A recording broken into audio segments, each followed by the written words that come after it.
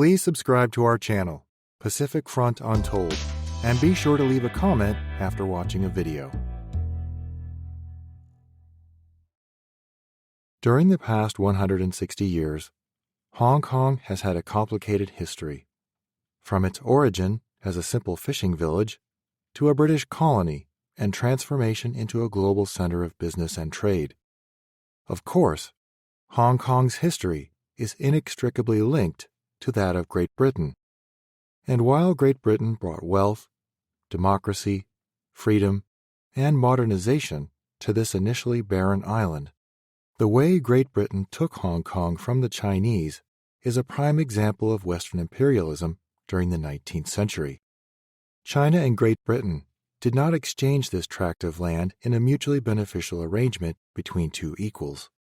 Instead, Hong Kong was occupied by Great Britain under 3 unequal treaties, each of them further expanding and enlarging the area of British control in and around Hong Kong. The 3 unequal treaties were the Treaty of Nanking and the Conventions of Peking. As the greatest maritime power during the 19th century, Great Britain needed overseas bases, and Hong Kong's unique geographical position and harbor drew British attention. After Great Britain's victory over China in 1842, following the First Opium War, Britain leveraged that victory to force China to sign the Treaty of Nanking. In Article 3 of that treaty, both empires agreed that China would cede the island of Hong Kong to Great Britain in perpetuity. However, British colonial ambition in China was not satisfied by the island of Hong Kong alone. Meanwhile, the city of Canton's government pointed out that a sub-district of Jiaolong, which is very close to Hong Kong, was full of thieves and outlaws who were committing crimes against British subjects living in Hong Kong. As a result, Great Britain wanted to lease the Jiaolong Peninsula to enforce order and cultivate it, which it did so with the 1860 lease of Jiaolong. This lease was very short-lived, since during the same year, an Anglo-French allied force attacked China's capital of Peking, destroying a prestigious royal garden known as the Old Summer Palace.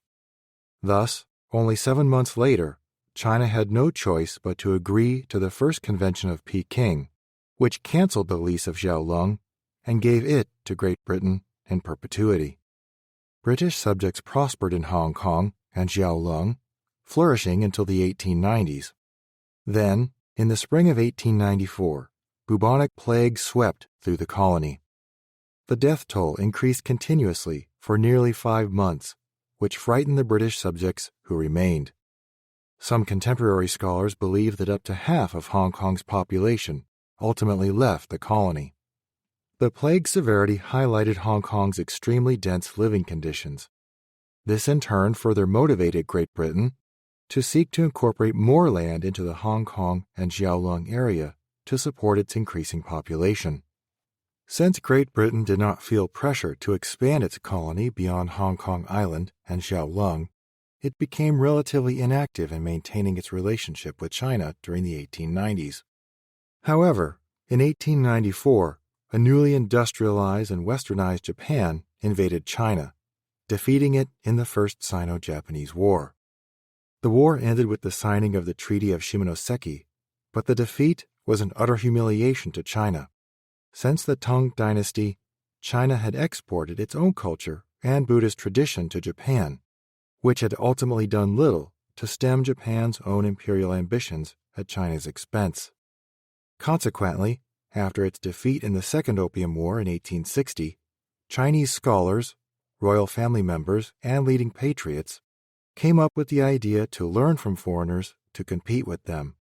For the past 30 years, China had endeavored to learn Western ways to strengthen itself. Yet its defeat in the Sino-Japanese War showed how it still lagged woefully behind both Western European powers and Japan. As a direct result of China's military failures, Western powers began a new round of leasing territories. In 1898, Germany occupied and leased Jiaoqiu by force, while Russia occupied Port Arthur. These additional foreign incursions and treaties increased British desire to expand its colony in Hong Kong. Britain and China then agreed on the Second Convention of Peking in 1898, whereby Great Britain leased additional land, called the New Territories, for 99 years. This new territory further expanded the island of Hong Kong and Kowloon from 2 districts to 3. Furthermore, this convention gave Great Britain sole jurisdiction in the new territories. This lease triggered an uprising in the new territories, and local villagers organized a campaign against the British, later called the Six-Day War. A translated notice written by the villagers stated, "We hate the English barbarians, who are about to enter our boundaries and take our land, and will cause us endless evil." Though the villagers tried to raise anti-British funds and defend their homeland, the villagers were defeated in 6 days with significant casualties due to their weak military strength compared with Great Britain. After this short revolt, Great Britain took the new territories under its control and did not expand Hong Kong any further. So from 1841 to 1898, Great Britain gained 3 contiguous tracts of lands in the southernmost part of China through the Treaty of Nanking and 2 conventions of Peking, becoming what we know as the economic powerhouse of present-day Hong Kong.